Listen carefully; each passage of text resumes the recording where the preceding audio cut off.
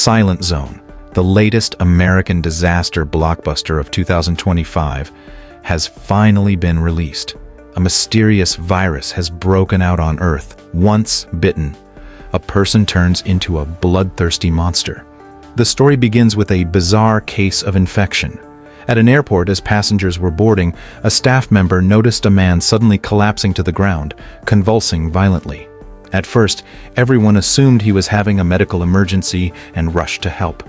But to their horror, the convulsing man suddenly sprang up and bit a staff member to death. Before the surrounding passengers could react, the bitten staff member also mutated. The infected worker lunged at travelers, attacking them in a frenzy. Within moments, the entire airport descended into chaos, people running, screaming, and turning into rabid creatures. In less than 2 hours, the airport was completely overrun. The US government immediately deployed the military and sealed off the entire city. After conducting research, scientists discovered that those infected carried a terrifying virus, one that made them crave blood uncontrollably, turning them into mindless beasts. Upon receiving the report, the World Health Organization urgently gathered the world's top scientists to develop a vaccine. But humanity had no idea. The real catastrophe was just beginning. A few days later, similar outbreaks erupted worldwide. Frenzied, infected individuals stormed cities, causing them to fall one after another. In just a single month, Earth had entered an apocalyptic era. To preserve human civilization, authorities established a refuge on a remote Pacific island. However, by the time ordinary people heard about it, the elites had already taken their families and fled. In a Manhattan neighborhood, a woman received a call from her husband, a pilot. He told her to take the 2 kids to the airport to meet him. They had a plane that could take them to the refuge. But just as she was preparing to leave with her kids, an infected neighbor suddenly leaped out from the shadows. The unfortunate woman was bitten, and her younger son was also attacked. Hearing her mother's screams, her daughter, Abigail, had no choice but to hide under a car. Before Abigail could grieve, her infected mother also mutated. Losing all sense of reason, she crawled toward her daughter. Just when Abigail thought she was done for, a man happened to pass by.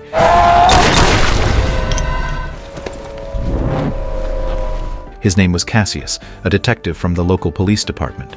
Seeing the helpless Abigail, Cassius couldn't bring himself to leave her behind. In the blink of an eye, 5 years passed. The year was now 2037, 12 years since the disaster began. By this time, Earth was completely overrun, and the once bustling streets of New York had turned into a wasteland. Deep in the forest, Cassius and Abigail were out hunting. After successfully taking down a deer, they were about to collect the meat when distant gunshots rang out. Cassius quickly led Abigail toward the commotion. They found a survivor being attacked by infected creatures. Noticing an infected sneaking up from behind, Abigail didn't hesitate. She fired her gun, but just as they took down one infected, another suddenly jumped out from a nearby car. Although Cassius reacted in time and shot it, the unfortunate survivor had already been bitten. Seeing the wounded man, Cassius sighed and handed him a Bible. To prevent the man from turning, Cassius drew his blade. Meanwhile, Abigail searched the car for supplies but found nothing useful.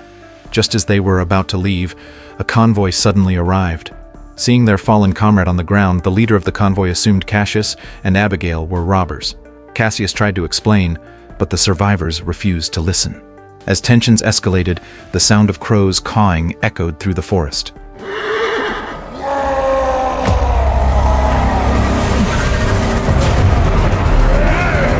Cassius turned around, and what he saw was horrifying. At some point, a massive horde of infected had gathered around them. Seeing the massive horde of zombies closing in, everyone grabbed their weapons, but there were too many infected. They couldn't take them all down. Within moments, several survivors were killed. During the fight, Cassius noticed something strange about these infected. They weren't just mindless monsters. They coordinated their attacks and even set up ambushes. As the situation spiraled out of control, Cassius knew they stood no chance. In the chaos, he grabbed Abigail and dived into a truck. Inside the truck were 2 other survivors. Cassius slammed his foot on the gas, speeding away from the scene. But Cassius didn't notice that shortly after they left, the leader of the infected let out an angry roar as it stared at the woman lying on the ground. After driving wildly down back roads for what felt like hours, Cassius finally shook off the pursuing infected. But just when he planned to go even farther, the truck suddenly broke down. Cassius popped the hood and discovered the radiator was damaged.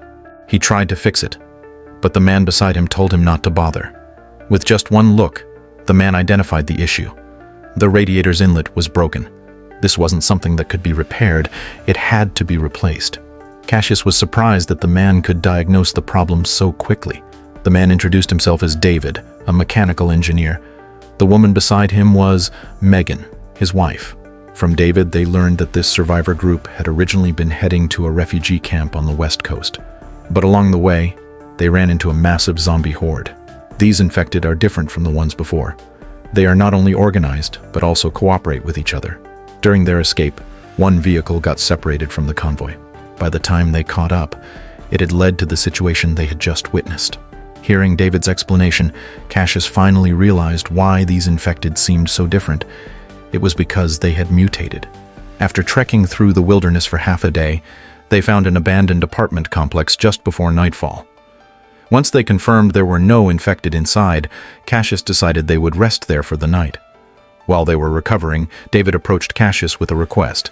He wanted Cassius to help escort his wife to the refugee camp. Megan was already 35 weeks pregnant. They needed to find a doctor to deliver the baby. Through a radio frequency, they had learned that the camp was built on a lake and had doctors, clean water, and food. Cassius found the idea unreliable.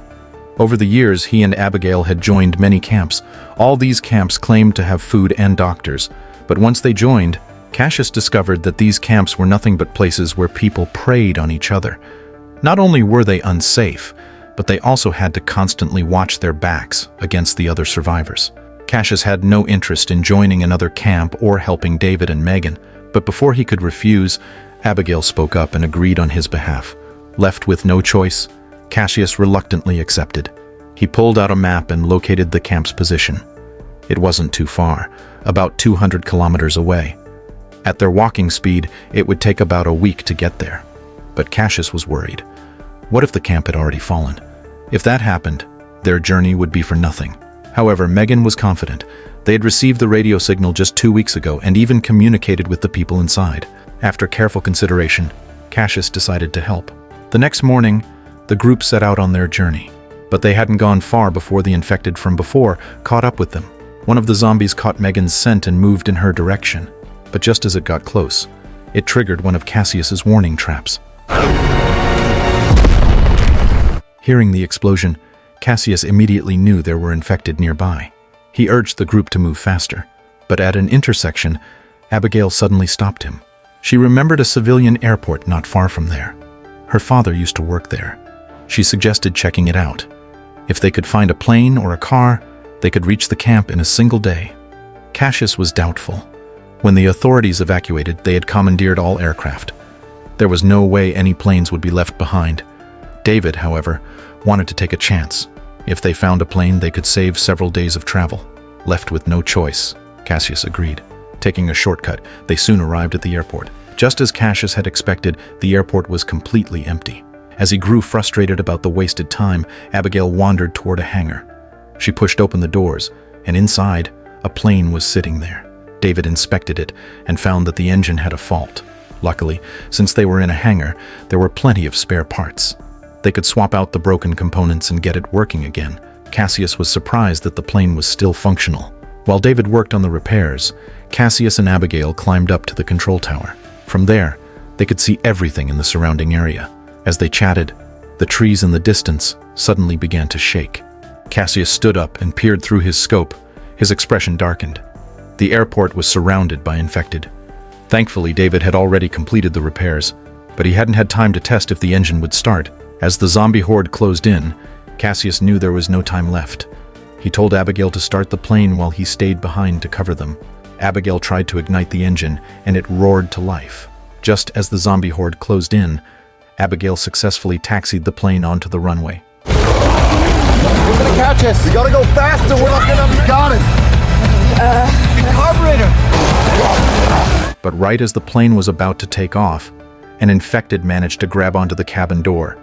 Without hesitation, Cassius raised his gun and took it down with a single shot. As he glanced back, his eyes locked onto a familiar figure within the zombie horde. It was the infected leader from before. That's when it hit him. This was the same group that had ambushed them earlier. After 2 hours of flying, they finally reached the west coast. They only needed to cross the mountain range ahead to reach Megan's promised refuge. Just as Abigail was filled with hope for the new camp, black smoke suddenly started billowing from the engine. Moments later, it completely shut down. Before Abigail could attempt a restart, the plane lost control, plunging toward the ground like a stone. Luckily, they weren't flying too high. The crash was softened as the plane struck a tree, with its branches absorbing much of the impact. However, in his attempt to shield Megan, David twisted his ankle. Without much thought, Cassius led the group into the forest. But halfway through, Cassius noticed blood seeping from David's ankle. Seizing the moment while Megan and Abigail scouted ahead, he confronted David. It turned out that when David had started the propeller earlier, an infected had bitten him. David knew he was doomed, but he couldn't bear to leave Megan behind. He begged Cassius to give him a chance. As long as Megan reached the camp safely, David would end his own life. Seeing the desperation in David's eyes, Cassius hesitated. Just as he struggled to make a decision, Abigail's voice suddenly called out from up ahead. Cassius thought it was an infected attack and rushed forward. Instead, he saw something unexpected. A wooden cabin standing deep in the forest, and it was clear that there were survivors inside the cabin. Cautiously, Abigail approached, hoping to seek help. The owner of the cabin was an elderly man. Upon seeing Megan's pregnant belly, the old man agreed to take them in. On one condition: they had to surrender all their weapons. He didn't seem like a bad person, so Cassius reluctantly agreed. Following the old man's instructions, they placed their weapons in a box by the entrance. With everyone disarmed, the old man warmly invited them inside. To Cassius's surprise, the cabin not only had electricity but also hot water. Having gone months without a proper bath, Megan and Abigail immediately took advantage of it. Through their conversation, Cassius learned that the old man's name was Norton, an Indian-born biology professor who had been hiding at home with his wife since the disaster began. Because their home was deep in the mountains, they had managed to avoid most of the infected and survive. Unfortunately, his wife had passed away a few years ago, leaving him alone. Cassius tried asking about the refugee camp, but Norton had been isolated for so long that he knew nothing about it. After dinner, Norton brought out his homemade liquor. Seeing Norton's hospitality, Cassius didn't think much of it, and drank the liquor in one go. The moment he finished, his head started to spin. Before he could understand what was happening, he blacked out. When he regained consciousness, he found himself hanging in a dimly lit room. At first, Cassius thought Norton had taken them as emergency rations, but then Norton pulled back a curtain. Behind it stood his infected wife. However, Norton hadn't been researching a cure. Instead, he had been experimenting on ways to control the infected. He revealed a special sonic glove that emitted frequencies capable of manipulating them. With this technology, he intended to turn Cassius and the others into his new test subjects. But at that moment, David began to mutate. With the last bit of his consciousness, David helped Cassius and Abigail break free from their restraints. Working together, they managed to take down Norton's infected wife. Just as Cassius was about to go after Norton, a terrifying sound echoed from outside the cabin. The infected leader and its horde had finally tracked them down. Seeing this, Cassius had no time to deal with Norton. They grabbed the keys from the table, started Norton's car, and drove away from the cabin without hesitation. But they didn't get far before a fallen tree blocked their path. To buy time for the others, David decided to stay behind and hold off the infected. Seeing David's determination, Cassius didn't say much. He simply picked up Megan and ran. David, staying behind, grabbed a wooden stick and took down several infected that had caught up. But just when he thought he had the upper hand, the infected leader suddenly appeared. Meanwhile, after running through the forest for half a day, Cassius and the others finally reached the refugee camp. Seeing survivors approaching, the camp's guards immediately opened fire, taking down the infected chasing them. Realizing the camp was well armed, the infected leader wisely stopped the pursuit. After confirming that all three were uninfected, the camp leader took them in. With the help of the doctors, Megan safely gave birth to a baby boy. To celebrate the newborn's arrival and to welcome Cassius and Abigail, the camp held a gathering.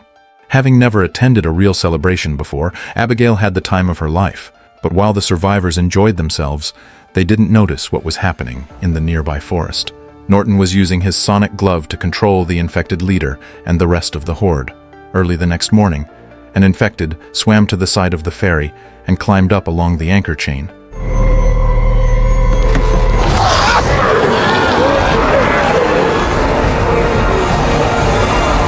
A patrolling guard spotted the intruder and immediately thought about raising the alarm. But before he could react, more infected appeared on the deck. By the time the survivors realized what was happening, the camp had already fallen into chaos. The leader tried to organize a counterattack, but the sheer number of infected was overwhelming. Cassius spotted Abigail in the crowd, helping others evacuate. He was just about to reunite with her when an infected suddenly tackled him into the ship's cabin. Fortunately, Cassius reacted quickly. He drove his knife into the infected skull, killing it instantly. As he prepared to head back up, Norton appeared. Seeing Cassius's combat skills, Norton offered him a chance to join him and build an empire together. But as Norton gloated, Cassius suddenly lunged. He grabbed Norton's arm and smashed the sonic controller. With the controller broken, the infected turned on Norton, surrounding him instantly. Taking advantage of the distraction, Cassius found Abigail. Under Abigail's lead, they escaped the camp through a hidden passage. Just after they got out, Roderick, another survivor, detonated a set of explosives.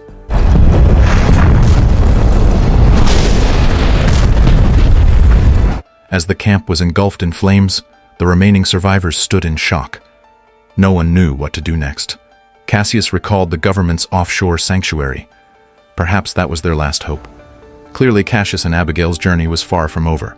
But for now, the movie had reached its end. That was Silent Zone, the latest 2025 disaster blockbuster. Overall, the movie is well produced, but with so many similar films, audiences have started to feel fatigued. All right, see you next time.